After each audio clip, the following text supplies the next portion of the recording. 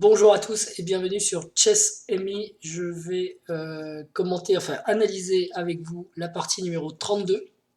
Donc je pense que vous commencez à prendre l'habitude. En fait, je fais la partie un jour et le lendemain, je vous mets en ligne euh, l'analyse. Donc ça laisse un jour de battement pour plusieurs raisons. Mais bon, on va faire simple. On va regarder juste la partie. Donc mon adversaire a joué des 4. Donc je jouais contre Chessmendy 1969. Cavalier F6, C4, et bon voilà, Gambit de Budapest, j'aime bien. La réponse, comme je disais, la plus challenging, c'est de prendre, et puis après, cavalier G4, il y a soit cavalier F3, soit fou F4, qui sont les deux coups principaux. D5 est jouable, on voit d'ailleurs que c'est le troisième coup, il y a aussi le 3 qui peut être jouable. Peu importe ce que je joue là-dessus. D5, donc j'ai joué fou C5, mais l'ordinateur aime bien fou B4. Fou C5, c'est quand même le coup le plus joué, qui réussit assez bien au noir, on voit, hein, 52%. J'avais montré avec le doigt, mais ça sert à rien, il faut montrer avec la souris. 52%. Donc fou C5, c'est pas mal, parce qu'on tape ici, justement, on a une belle case de développement, et puis si on essaye de chasser le fou avec A3, ben, il y a toujours A5 qui va l'arrêter. Et on a déjà deux pièces dehors, un pion au centre. Je pense que les noirs sont déjà pas mal.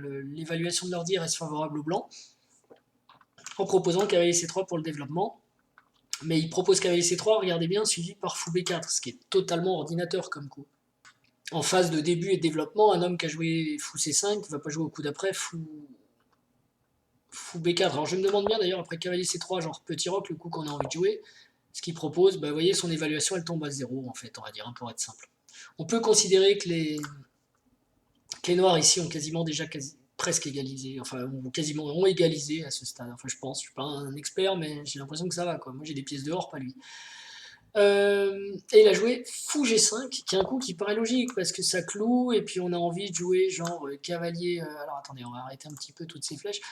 On va jouer cavalier D2, cavalier E4, on va exploiter le clouage, etc. Plus la fourchette, hein, donc ça peut être intéressant, mais il y a un problème tactique, et donc c'est pour ça que c'est une erreur de sa part, et je ne l'ai pas vu immédiatement, mais c'est revenu assez vite quand même, parce que c'est un thème.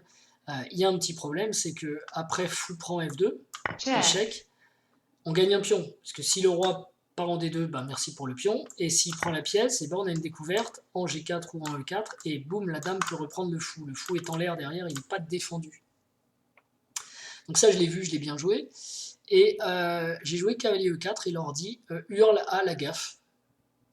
C'est super. C'était cavalier J4. Donc vous voyez l'intérêt de l'analyse. Si vous regardez la partie numéro 31, 32, et si vous ne l'avez pas regardé, je vous invite à le faire. Euh, j'ai réfléchi longtemps entre cavalier J4, cavalier E4. Je ne savais pas exactement parce que je ne suis jamais tombé dans cette situation. Et en fait, cavalier J4, c'est un coup gagnant.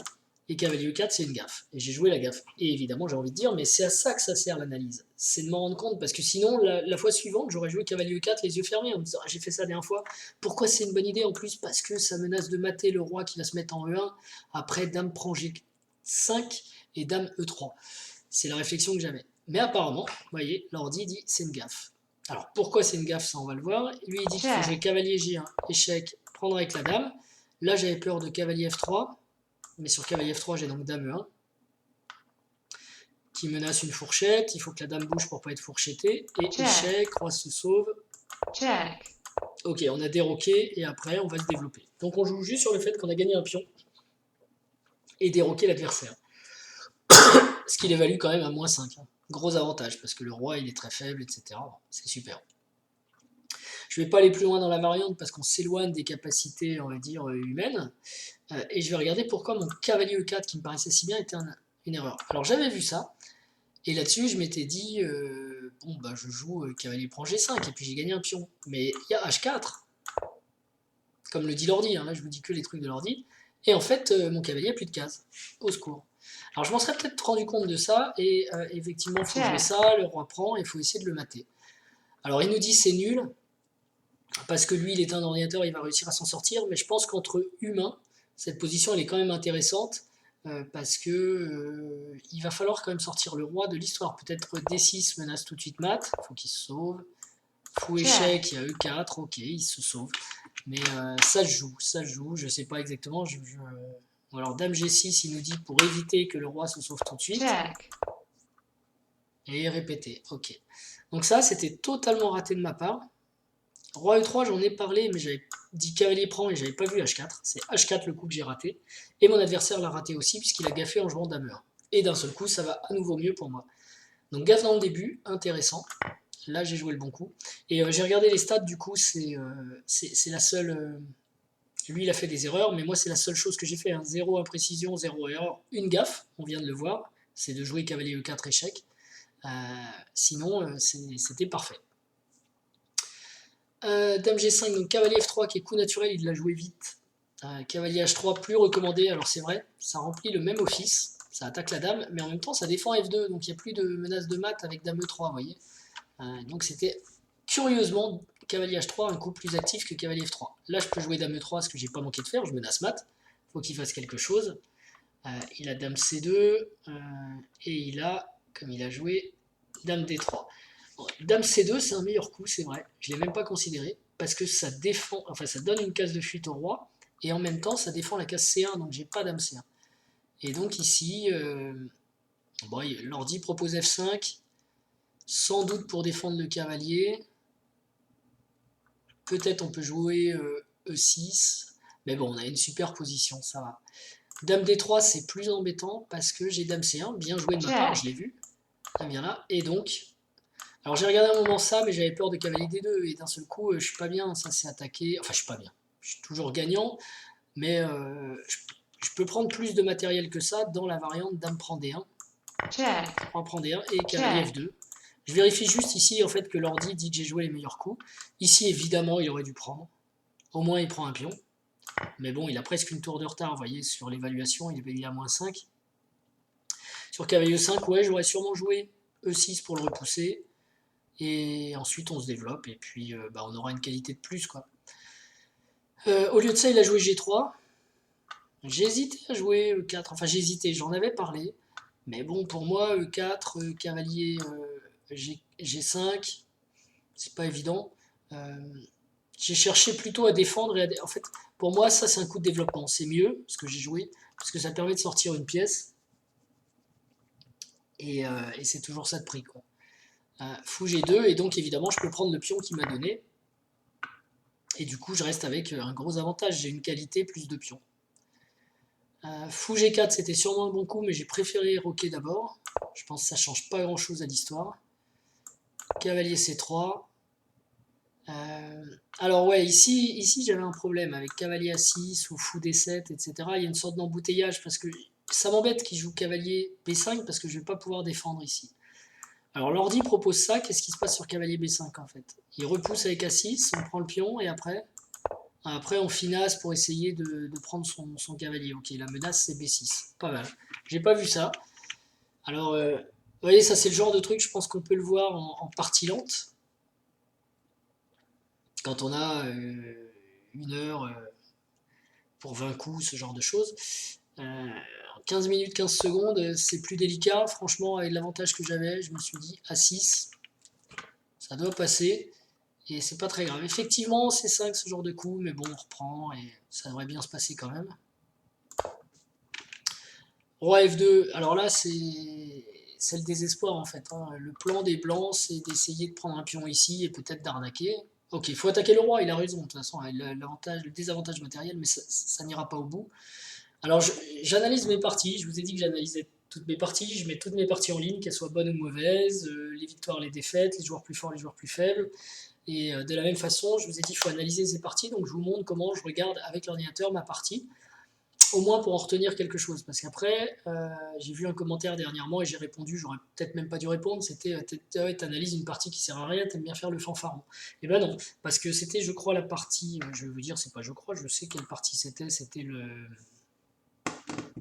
Blackmar Diemer série live. C'était la partie 30. C'est vrai que la partie avait aucun intérêt, sauf que je connaissais pas l'ouverture. Donc j'ai appris le nom en analysant et j'ai appris un coup que j'avais pas vu sur l'échiquier, qui était un break E5. Donc ça m'a quand même servi. Après, le reste de la partie, ça sert pas à grand chose. Là, c'est pareil, j'ai un tel avantage. Ce que j'ai appris de cette ouverture, c'est que sur fou G5, il faut prendre en F2, j'ai raison. Par contre, il faut pas jouer cavalier E4 échec, il faut jouer cavalier G4. L'enseignement s'arrête là. Et donc, c'est vrai qu'après, regardez la suite, c'est juste que j'ai joué les bons coups. Fou F3, ça peut pas être mauvais, on se développe. Et là, il n'y a plus grand chose à dire. Ici, j'ai quand même réfléchi longtemps. Ça m'intéresse aussi de savoir quelle était la bonne décision. E4, j'ai regardé. Finalement, j'ai décidé de prendre en me disant que j'arriverais peut-être à éloigner ce fou. Mais bon, l'ordi semble préférer, mais de peu. Hein. E4, fou, ça j'ai regardé, ça j'ai regardé. Et ici, ok, il y avait ça. Tour, je crois que j'ai calculé tout ça. Et cavalier ici, qui m'embêtait un peu, parce qu'on appuie là, le cavalier va venir ici. Donc c'est pour ça que moi j'ai choisi, mais apparemment c'est pas grave, lui il dit cavalier C5. Il a même pas peur de cavalier prend, parce qu'il dit le cavalier ressortira pas vivant. Encore un coup d'ordi, mais c'est bon à avoir ça en tête. De se dire qu'un cavalier ici, il a plus que 3 cases, et en fait, elles sont quasiment indéfendables toutes. Et donc il suffira peut-être de jouer G6, tour E7, et on va gagner le cavalier. Ok, mais il faut être bon quoi. Ce qui n'est pas trop mon cas encore. Et puis par ailleurs, si ça c'est une bonne idée, l'idée de faire, si on prend fou prend, cavalier F6, fou ici, et ensuite de partir avec C6, comme j'ai fait dans la partie, ça me paraît pas mauvais non plus, parce que ça c'est un coup important. Je suis content, tiens, l'ordinateur le recommande aussi, cavalier F5 c'était dangereux, donc j'empêche. Et maintenant, voilà, son fou va être repoussé. C'est pas ça, lui préférait H5. J'ai évoqué. Ah bah non, finalement, il préfère le coup que j'ai joué. Ok. Très bon coup, tour C7, c'est sûr, il y a une menace ici. On va échanger les tours, une fois qu'on échange les tours, c'est un peu fini. Et cavalier E4, final, parce qu'il y a trop de menaces en fait. Vous l'avez vu dans la partie, mais tour F2, qui gagne les pions par là, est une menace. Cavalier G3 est une menace aussi. Donc comment défendre F2 et G3, il n'y a pas de possibilité. Et dès que le roi se pousse sur une case blanche, c'est pareil, il y a cavalier F2 échec qui prend qui gagne la tour, donc abandon, obligé. Bonne partie quand même, je suis assez content, bonne partie. Et par contre, enseignement, cavalier E4 dans l'ouverture et pas cavalier G4 quand les blancs se trompent. Et ça, ça peut faire mal, hein, parce qu'on se dit ici, les blancs ont fait une erreur, donc je prends et je gagne. Et après ce coup-là, en fait, que je trouvais pas réaliste, en fait, ok, super dur de gagner. Intéressant. Ok, en tout cas, je vous remercie pour votre fidélité. N'oubliez pas de vous abonner, c'est important. Et parce que plus vous êtes nombreux, plus je vais mettre des vidéos en ligne. Et de faire vos commentaires pour que j'adapte aussi mon contenu à vos commentaires. Sur ce, je vous souhaite une bonne fin de journée ou ce que vous voulez. Je vous souhaite surtout de bons entraînements et je vous dis à bientôt. Ciao.